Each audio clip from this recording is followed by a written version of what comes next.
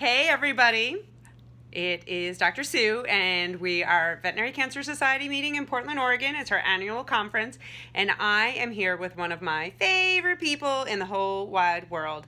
This is the amazing, the super fantastic Jenny Fisher, who is a licensed veterinary technician, and she is also one of, how many are there of you? Oh, there's less than 20? 20 specialty technicians for oncology. VTS oncology. So how many extra years did it take you to do that? Oh, the process was about a year-long process, but the process took me twice. Yep. So I wanted to do it again. It was so much fun. Yeah. Well, I had to apply for an oncology residency twice too. So I think that makes us double special. That's what we tell ourselves.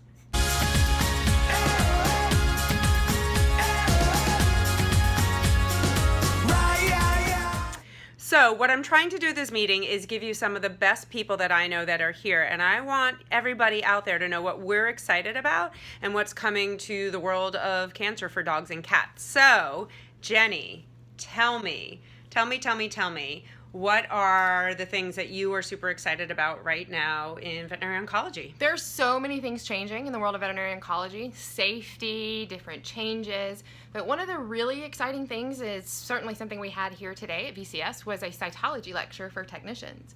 Something that a lot of technicians, even in our general practices, have a lot of interest in, but might not actually get a lot of formal education past their schooling. So it's very exciting, and we're getting to be able to share that with a lot of general practice technicians as well. And it's like Jenny knows that I am super passionate about cytology, right? Because we're all about Aspiration Nation! I know, we're a little bit geeky. I always tell everybody I am a cytology geek, right? Because we're all about early detection and aspirating masses. So we want our veterinary friends and technicians to find those lumps and bumps, and we want pet owners who are out there to feel their dogs and cats once a month. And again, if the mass is the size of a pea and been there a month, we want to go to the vets and get an aspirate. So tell me, Jenny, your thoughts about where nurses can have a part in the cytology part of it. Oh, it's huge, and it's exciting, and it's something that maybe a lot of technicians might not necessarily think about. So many times when these patients come into our hospital, we're that frontline communication, and so much, whether it's history gathering or finding out just how the pet's been doing at home, whether it's in between treatments or finding these new lumps, we're able to communicate a lot of that to the owners. We can help educate them on early detection, as well as we can really be a vital part of that aspiration process. The cytology is a lot of fun. It's almost kind of like artwork in a way. It can be a lot of fun to do. So being able to teach that and learn that has just been a lot of fun.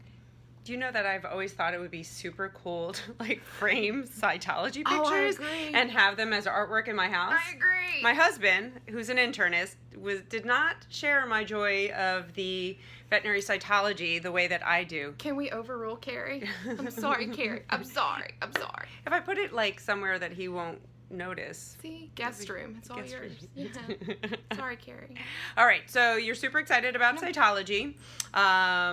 Tell me, so one of the questions that I'm getting is that there are some changes to chemotherapy safety. So I'm a big chemotherapy safety person. I believe it's super important that we protect our teammates, especially our nurses who are giving the chemo. I think it's important that we educate veterinary owners about chemotherapy safety, and there are some great info sheets on my website in the client resource section or something like that. We can put the link down there or over there or up there. I don't know. We'll figure it out. So the changes for chemotherapy safety, these are not just for specialty clinics, these are not just for teaching hospitals, these are for every veterinary practice. That's correct. That's giving. So tell us when they're happening and give me like the 60-second rundown. What do veterinarians need to know if they're giving chemo in their practices? So the old hazardous drug handling guidelines were USP 797. USP 800 is actually going to come into enforcement end of 2019. It was originally set for enforcement July 1st of 2018, but that deadline has actually been extended.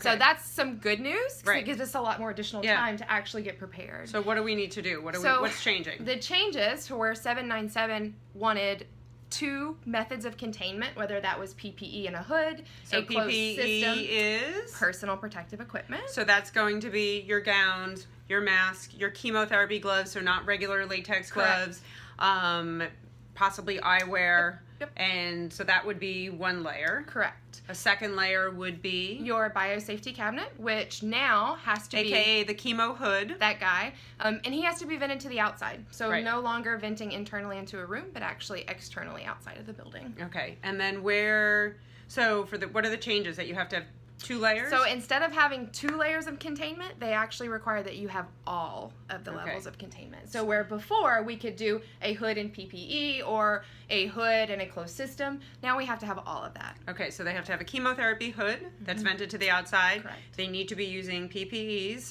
And I have worked with nurses who used to give chemotherapy by being told, and I kid you not, I think I've told you this, go outside and make sure the chemo is downwind from you. Not okay.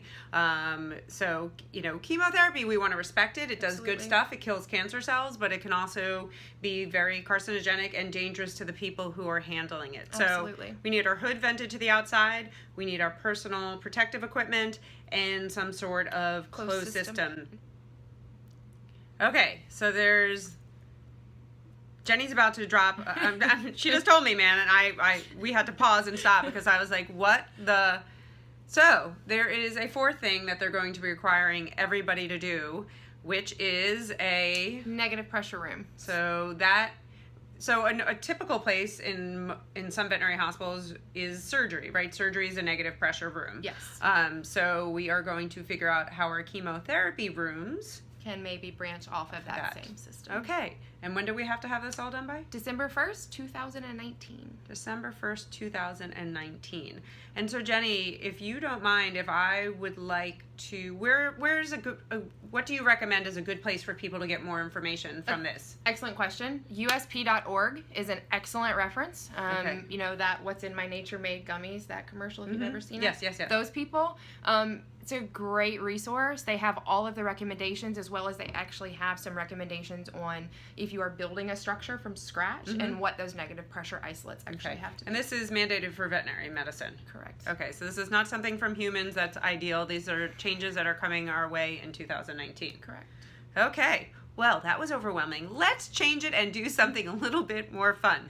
Okay, so my last question for the super fantastic Jenny, and thank you so much for taking the time to do this at this busy, busy meeting. So my last question is, Jenny, you used to be in practice, and now you're working for a super fantastic company called Practivet, which happens, and this is probably why you're a perfect fit for them, they sell chemotherapy safety devices and all of that. So that's another great resource that we should let people know, that if they're looking for some of these closed systems to prevent the chemotherapy contamination into the environment, that Practivet provides some of it. Call Jenny. We'll put a link below.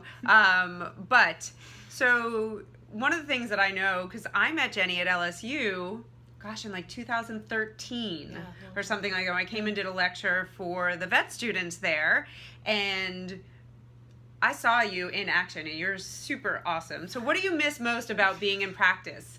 And I can think of a few things, but one thing, what's the thing that you miss most? For all our technicians out there, we love you so much. Yeah. Thank you for everything you do, for supporting the doctors, taking care of the patients. It was just Veterinary Technician Week. I always say, I can't do what I do without awesome technicians like Jenny. So what do you miss the most from clinics? What do I miss the most is probably actually just patient interaction in general. Obviously, chemotherapy is a love of mine, but radiation therapy is a huge love of mine. So being in the vault, in the radiation vault, working with radiation therapy, I miss a lot. But really just the interaction with the patients. Yeah. So sometimes when I go into clinics to do in-services, sometimes they have to make me leave because they find me back in the kennels petting all the patients. Yeah, it's hard. It's a hazard. Yeah. All right, guys, check out Jenny. She's super fantastic. We are often at conferences together, so if you're at any of the conferences that I'm at, and there's a list somewhere on my website somewhere, come say hi. I'll introduce you to Jenny. She is the bomb. Ditto. Love you. Love you more. Okay. Thanks, everyone. Bye. I wanna let it shine. Everything's gonna be alright. I feel it in my bones. And if it takes all night, we're recording. Okay.